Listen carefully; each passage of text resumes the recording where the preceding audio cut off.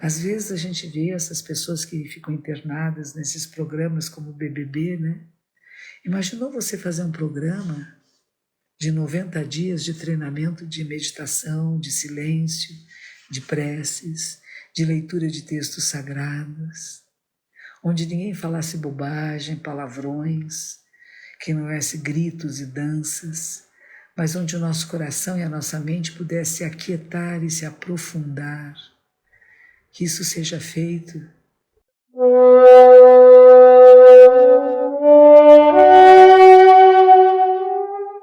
A verdade de Anuktara Samyak Sambodai são os 90 dias de sentar-se num retiro de verão. Mesmo que houvessem grandes precipícios ou grandes altitudes no veículo, e no grande e no pequeno veículo, eles são galhos, folhas, flores e frutos dos 90 dias de retiro. As preparações devem ser feitas depois do café da manhã, no terceiro dia do quarto mês lunar. Antes disso, entretanto, do primeiro dia ao quarto dia, no primeiro dia do quarto mês lunar, o monge que supervisiona prepara um cartaz mostrando o número de anos desde que os participantes receberam os preceitos. E depois do café da manhã, no terceiro dia do quarto mês lunar, ele pendura esses anos desde que receberam os preceitos em frente dos aposentos comuns, do lado de fora da janela, que é colocada à esquerda da entrada. As janelas dos dormitórios ficam abertas. Ele coloca esses cartazes depois do café da manhã e os guarda depois dos sinos do fim da prática. Ele os pendura do terceiro ao quinto. O tempo de colocá-los fora e o tempo de pendurá-los permanecem o mesmo. Existe uma convenção de como se deve escrever nesse cartaz. Não é escrito de acordo com a qualificação dos oficiais ou do assistente oficial, mas com os anos desde que receberam os preceitos. Aqueles que foram oficiais assistentes ou oficiais principais em outros templos, em cada um deles está escrito como chefe dos monges, Shuso, ora, prior, né? Abade, e assim por diante. E aqueles que serviram diversos postos, o mais importante deve ser aquele escrito. Alguém que tenha sido abade de um templo é escrito Seido, tal e tal. Seido é o nome que se dá. Sei quer dizer oeste, e o do é hall, sala, salão do oeste. É o título por mestres que já se retiraram, ou mestres convidados, mestres veteranos. O título deriva da tradicional do templo, da maneira tradicional de se desenhar um templo, onde os aposentos dos convidados são localizados no oeste. Seido, um antigo mestre, um mestre aposentado, um mestre convidado. Se uma pessoa serviu como abade de um pequeno templo, e isso não é conhecido pelos monges, muitas vezes a pessoa esconde o fato e não usa o título. Também há exemplos de Seido. Se um mestre da ordem,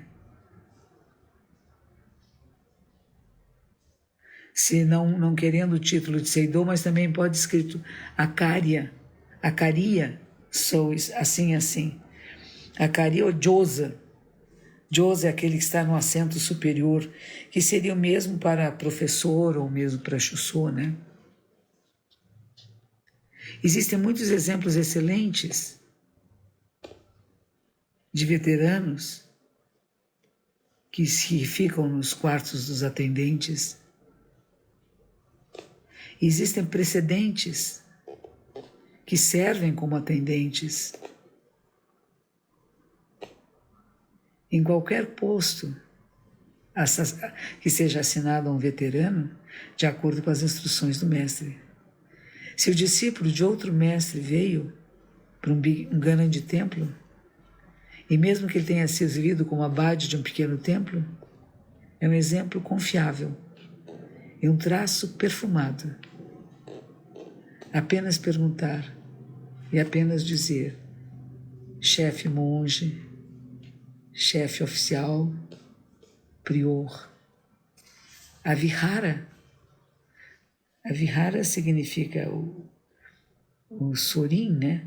Sorim significa a floresta florescente, representando a pindara, que seria a sanga, né?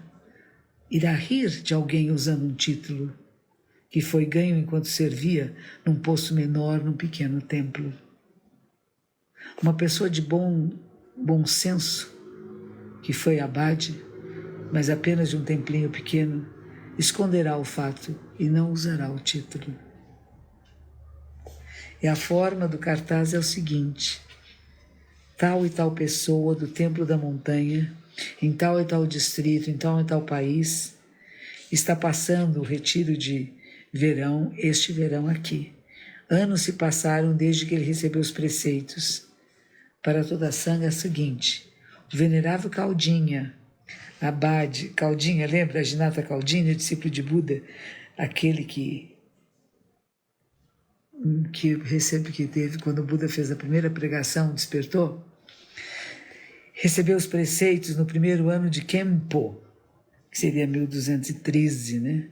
Acharya Soansou, que cuida da livraria Soansou, Acharya Soansou, assim por diante. Recebeu os preceitos no segundo ano de Kempo, e assim por diante, né? Seido, tal e tal, monge supervisor, o monge-chefe, o chefe do supervisor dos convidados, aquele que cuida do banho, e assim por diante, né? Receber os preceitos no primeiro ano de Genryaku, receber os preceitos no terceiro ano de Genryaku, são anos diferentes, né? 1184, são dando a época em que receberam os preceitos, né? O precedente é apresentado com respeito. Se houver alguns erros, por favor, aponte os erros para que nós possamos, com respeito, corrigi-los.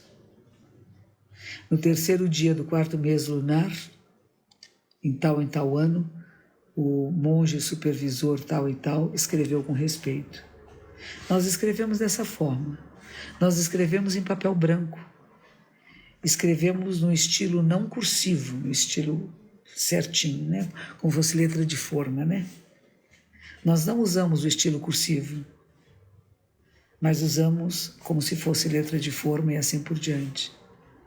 Pendurar, e nós colocamos alguns grãos de arroz no topo das bordas do papel onde penduramos, para que ele fique bem reto, como se fossem janelas, como se fossem cortinas de bambu. E no final do período de prática, no quinto dia do quarto mês lunar, são guardados pela última vez. O oitavo dia do quarto mês lunar é o dia da celebração do nascimento de Buda. 8 de abril, gente. Namastê. 8 de abril. Depois da refeição do meio-dia, no 13º dia do quarto mês lunar, monges dos aposentos comuns, nos seus próprios dormitórios, tomam chá e bolos e recitam sutras. O chefe do dormitório conduz os assuntos. A provisão de água quente e de incenso são todos responsabilidade do chefe do dormitório. O chefe do dormitório é posicionado nas costas dos aposentos comuns. O monge-chefe do dormitório é posicionado à esquerda da imagem sagrada, mas é o chefe do dormitório que dá um passo adiante para queimar incenso e conduzir a cerimônia. Os monges-chefe, os oficiais principais e assim por diante, não estão presentes nessa recitação de sutras, apenas os monges que dormem nesse local. Depois do café da manhã, no 15º dia, o monge supervisor, tendo preparado um cartaz mostrando anos desde os preceitos, que é colocado na sala do leste, em frente da sala dos monges. É bem detalhado, não é verdade? Alguém Zenji-sama detalhe por detalhe. Onde é que deve pôr o cartaz, como é que deve ser escrito, o respeito com que nós escrevemos, quem está aqui, quem está praticando conosco, quem são essas pessoas, como é que devem ser feitas as prostrações, como é que nós devemos nos cumprimentar, como é que nós devemos nos respeitar mutuamente, monges e monjas, leigos e leigas, sempre que achegam, eles são causas e condições da verdade fina e suprema dos Tathagatas das 10 direções e dos grandes Bodhisattvas. Lembre-se que leigos e leigas também têm que praticar o retiro. Então não é uma coisa apenas para monges. É uma maravilha. Dogen Sama é tão caridoso, tão gentil conosco, que ele dá detalhe por detalhe. Como é que nós devemos praticar esses 90 dias? Vocês sabem que desde que eu cheguei aqui no Brasil, eu tenho sonhado com esses 90 dias de treinamento intensivo. O máximo que eu consegui aqui foram 30 dias.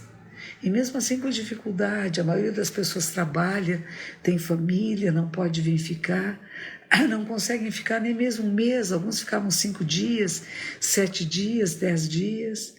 Poucos foram capazes de passar um mês inteiro, 30 dias, quanto mais 90 dias. Então a nossa prática aqui no Brasil é muito pobre ainda, é muito incipiente. Nós ainda não formamos uma sanga capaz de ter como prioridade 90 dias de prática intensiva. O que são 3 meses em toda a nossa vida? Por que nós não podemos tirar 3 meses para praticar zazen, para estudar os sutras, para fazer as liturgias, para comermos juntos em silêncio, para nos dividirmos em todas as tarefas de plantar, colher, cozinhar, limpar, lavar, sentar, fazer zazen, estudar, ouvir palestras e dar palestras, estarmos separados de todos os outros afazeres, desligando nossos celulares, televisões, rádios, computadores. 90 dias.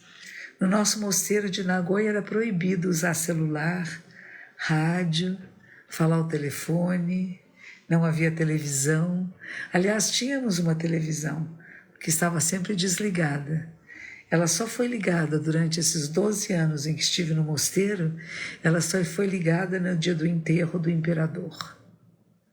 E a nossa superiora não estava lá, mas ela nos autorizou.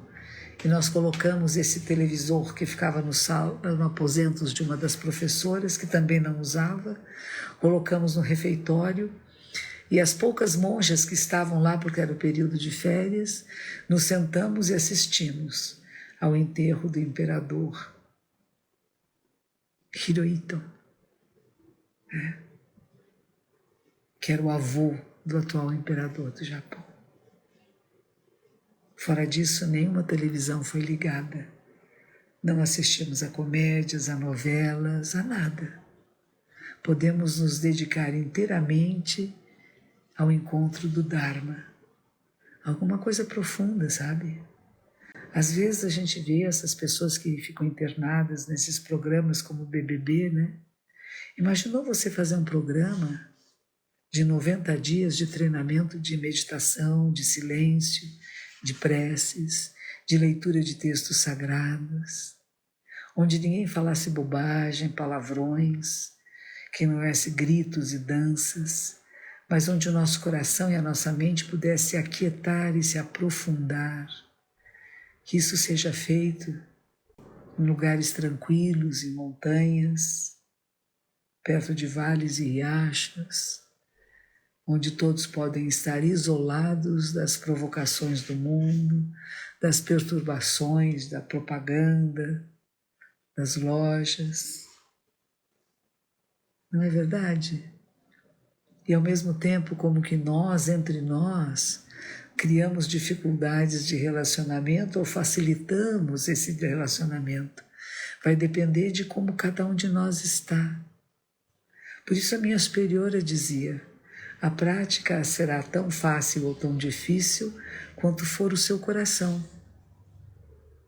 E ela dizia que esse período de treinamento era como se pusessem pedras com pontas numa jarra, fechasse a jarra e sacudisse, e uma pedra bate contra a outra, uma ponta bate contra a outra, e esse bater de uma na outra a vai tornando redonda, e aquela que se torna redonda primeiro não fere nem é ferida.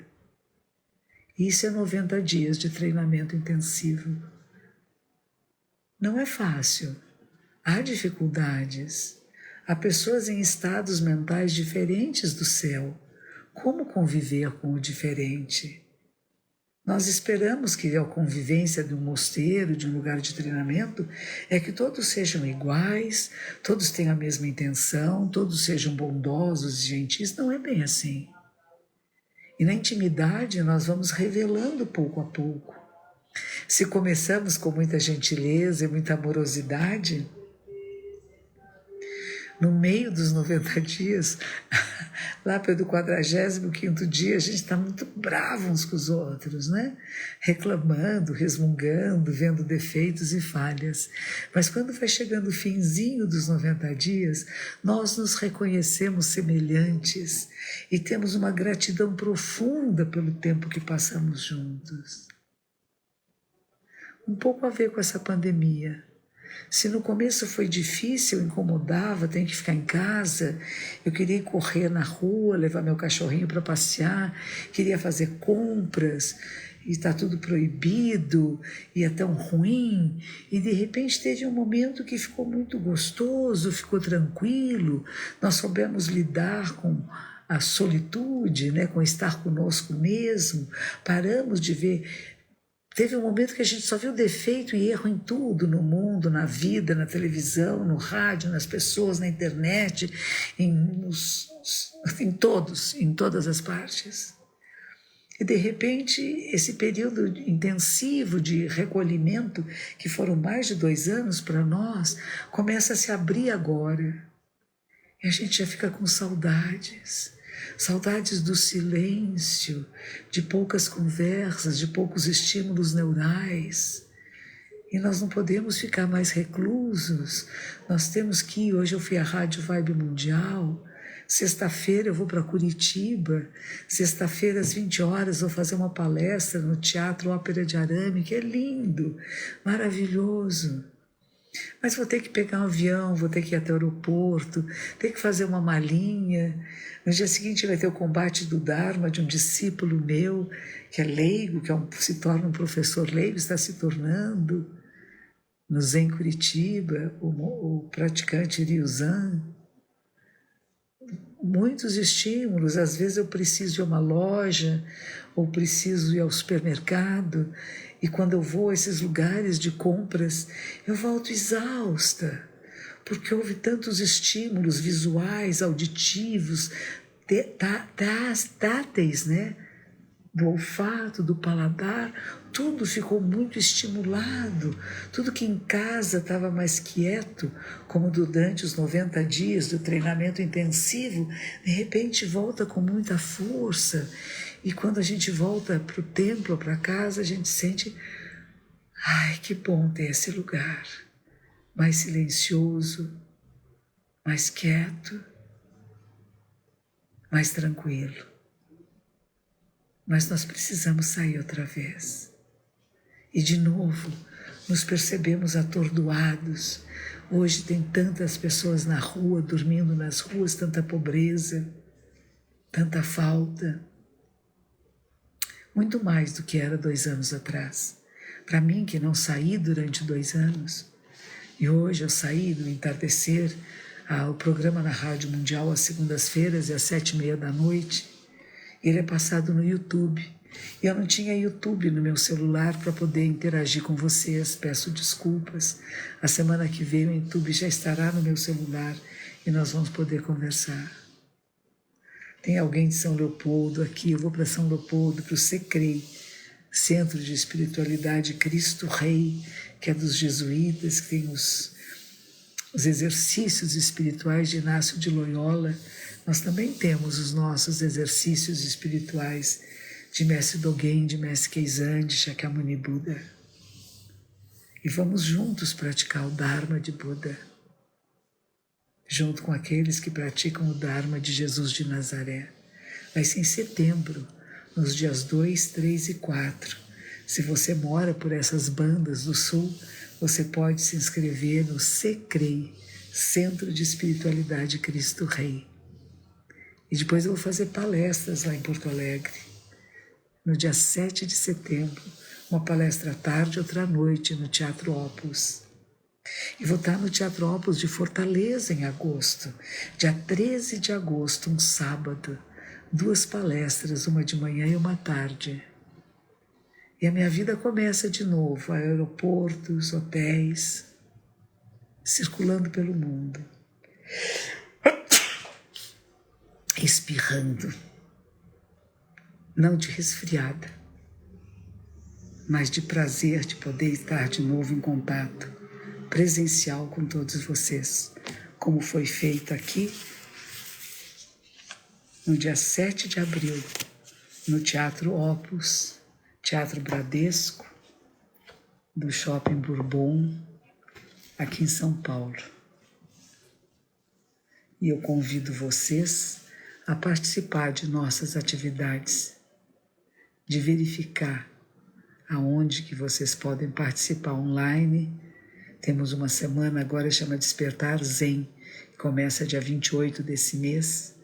É uma semana gratuita, ensinando, praticando juntos a Zen. Chama Despertar Zen, totalmente gratuita. Sejam bem-vindas e bem-vindos. Agradeço muito que vocês estejam praticando Dharma, que é o alimento do nosso espírito. Vocês estejam bem, apreciem a vida e não se esqueçam, tudo passa, mas para que isso passe você tem que abrir as suas mãos e receber as graças divinas com um pouco de fé, esperança e caridade. Que os méritos de nossa prática se estendam a todos os seres, que possamos todos despertar e viver em paz e tranquilidade com o Dharma de Buda. Até breve, até breve.